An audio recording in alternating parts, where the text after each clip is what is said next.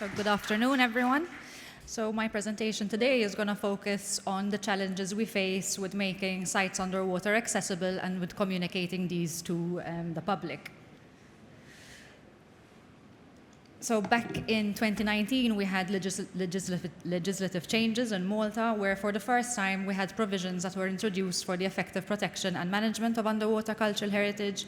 These changes in the legislation also laid the foundation for the setting up of the units that I form part of, the Underwater Cultural Heritage Unit, or UCHU, within Heritage Malta.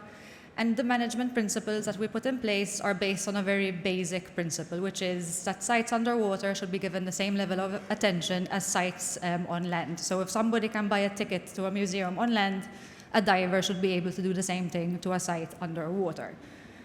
Now, the basis of all the work that we do starts with remote sensing surveys. The principle here is that in order to effectively manage something, we need to first know what there is. So to do this, we use an AUV, an automated underwater vehicle. This is a project that is run by the University of Malta and the Superintendents of Cultural Heritage.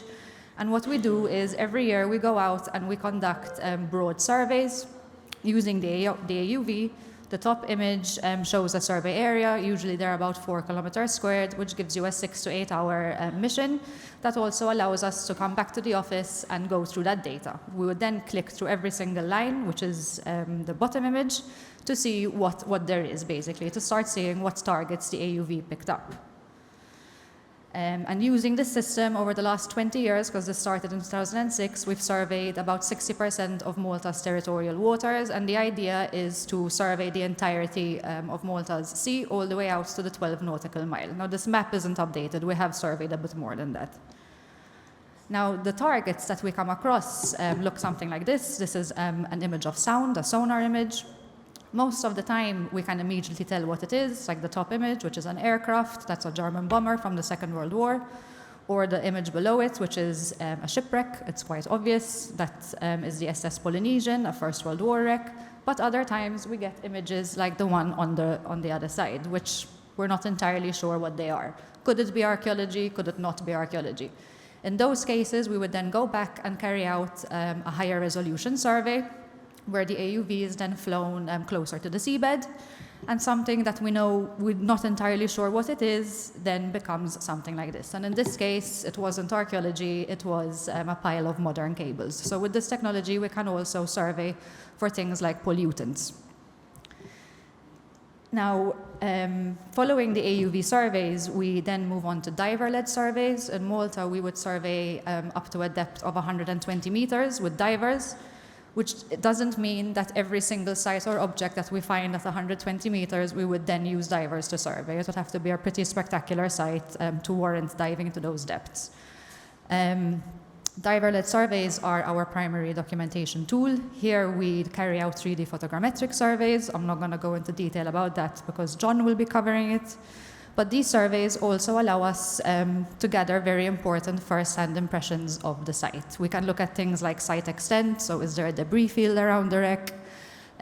What's the marine growth like? What type of collapse is there? Can we tell how this ship sank, for example, or why this aircraft sank? And it also allows us to then pick up details from the comfort of the office, for example, where we can see the name of the wreck in the top image. That's the Kujawiak. It's a Polish destroyer in our waters. Or we can even go through the raw data to start looking for things like pollutants, like the bottom image, which is munitions that are still present on the wreck and are now lying on the seabed, with all the polluting implications that come from that. Now, the resulting data that we get from these surveys look something like this. So we have a full 3D model of the site. This is a wreck, I forgot to mention, that it is at 98 meters, so it's not an easy endeavor to get that data. But we can then overlay that on the blueprints of the site, and then like that we can start isolating specific elements. Like in the case of the L-72, what we really want to know is where are the fuel tanks. And like this, we're able to take the 3D model, take the blueprints, and isolate the areas we really want to look at. Now, this data has a twofold importance. I've spoken about the scientific importance. It's a baseline record for us. It records the condition of the site in that moment in time, but it also has a great public outreach potential. Now, as a side note, the AUV that we operate by the end of the year is also going to have a camera module that is installed, which will allow us to survey sites using 3D up to 1,000 meters. So this is going to open a whole other depth field for us, because obviously we cannot survey at those depths with divers. But that will come with its own sets of challenges in terms of how much data we generate and we'll need to process from that. Now, using the system, so all of this data that we gather, there's a lot of background research that goes into it, all the desk-based research, looking at archives, news reports, etc. All of this information is gathered into one central repository, or a document that we call a valorization document, that we then submit to the Superintendents of Cultural Heritage as the regulators in Malta, along with our recommendation on whether that rec should be open to the public or not. If the superintendent agrees to open that site, they then declare it as an area of archaeological importance. We refer to it as an archaeological zone at sea that comes with a protective buffer zone. So each site is protected according to its size with a buffer zone. Now, once that process is complete, another stakeholder gets involved, that's Transport Malta. They then issue a notice to mariners that essentially informs the maritime community that there is this protected wreck, there is a buffer zone, and these are the activities that you can and cannot do in that area. Now, using this system over the last 5 years, since 2019, we've opened almost 20 historic wrecks to the diving public. As you can see from the map, these are all clustered around the main entrances to Malta's harbors. This relates to the fact that these are all First World War and Second World War wrecks. And the one thing that they all have in common, apart from location, is their depth. The shallowest site is at 55 meters, and the deepest that we have open is at 115 meters. So the issue of accessibility becomes doubly important over here, because while there might be a lot of divers, not all divers can reach those depths or want to, and there are a lot of people who just don't want to dive. So how do we make these sites accessible to them? Now, when it comes to divers, much like you can buy a ticket to a museum on land, divers can purchase tickets to visit our sites. The only distinction here is that the individual diver cannot do the booking. It has to go through a dive center that is registered with us. Registration means that they accept our terms and conditions about access, so things like no touching, no wreck penetration, etc. So the dive center tells us which site they want to dive on, what date, where they're leaving from, what boat they're using, etc., etc. They also have to sign terms and conditions, which means, again, they're signing that they won't penetrate the wreck, they won't take things from there, etc., etc. And when they book the ticket, an automated email goes out to all the stakeholders in Malta, so us at Heritage Malta, Transport Malta, the port authorities, but most importantly, the hyperbaric chambers of Malta and Gozo are also informed. So if the worst happens and an accident occurs, which might happen, the hyperbaric chambers are already informed of how many divers there are, what depth they're diving at, and where they are. So this is meant to speed up the emergency response in case of an accident. Now, that covers divers. What are we doing in order to make these sites accessible to the non-diving public, which is the majority of the public? So in every project that we do, because of the depths that we're working at, we always try to get as much data as possible from those dives. So we always get 360 footage, we always get 3D data, high-resolution artistic photos, and 4K video. So for every single site that we dive, we always try to get all of this information. The 3D data is funneled into our surveys, our photogrammetric surveys, and the 3D models, and then everything else is funneled into our public outreach campaigns. Now, the largest public outreach campaign that we run is the Dive into History initiative. This is an initiative where we work very, very closely with the digitization unit.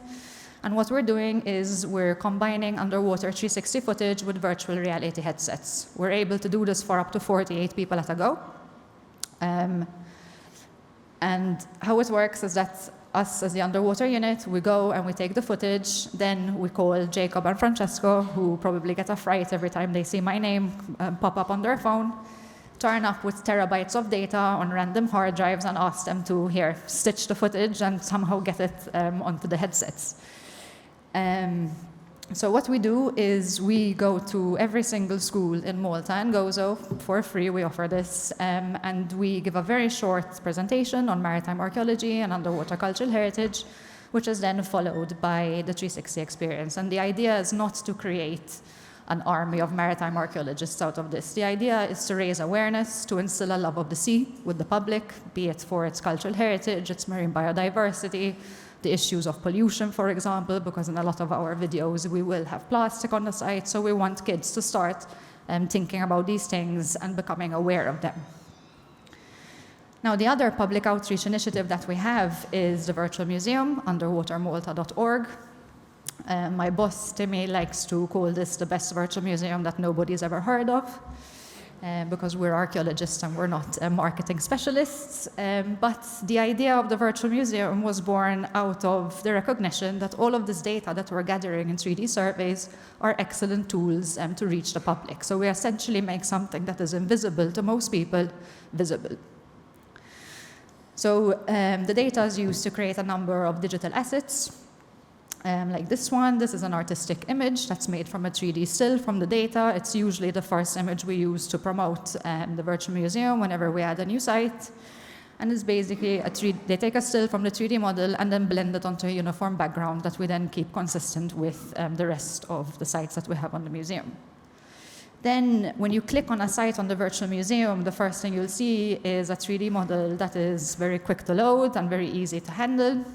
And that's also annotated with interesting features. We have a full 3D model that opens on Sketchfab, so people can zoom in and out to their heart's content. If they have a headset at home, they can use it. They can walk along the hull if they want, along the seabed around the wreck. That's entirely up to them. We also include textual information about the history of the site, so we want people to know about the history of this wreck, how it plays into Malta's history, so what's its context. We also provide information that's site-specific, so when was it discovered, at what depth is it, what's its condition, is it a war grave, etc. And we also always include those 3 icons which indicate it is a war grave, so be respectful. There is unexploded ordnance on the site, so be careful, and there is protected marine life over there as well, so be conscious of that if you're going to be diving there. Now, in terms of statistics, right now with the virtual museum, we're seeing anywhere between 1,000 and 2,000 visitors per month, which is a very good number, in my opinion. It's all organic. There's no money that's put behind promoting the virtual museum.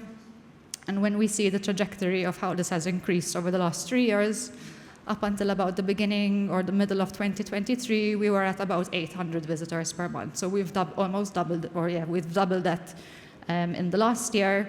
And for the first 6 months of this year, we've seen the total that we've had more visitors combined than we've had in 2022 and 2023.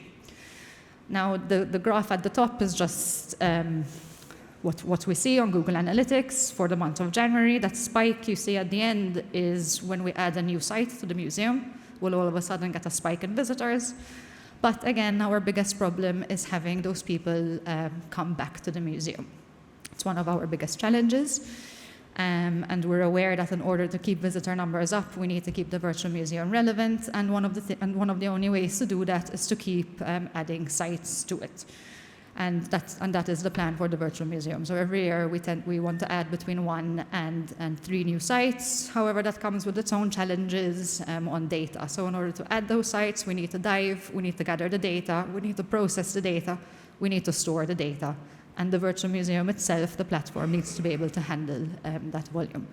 And that brings me to the end of my presentation. Thank you.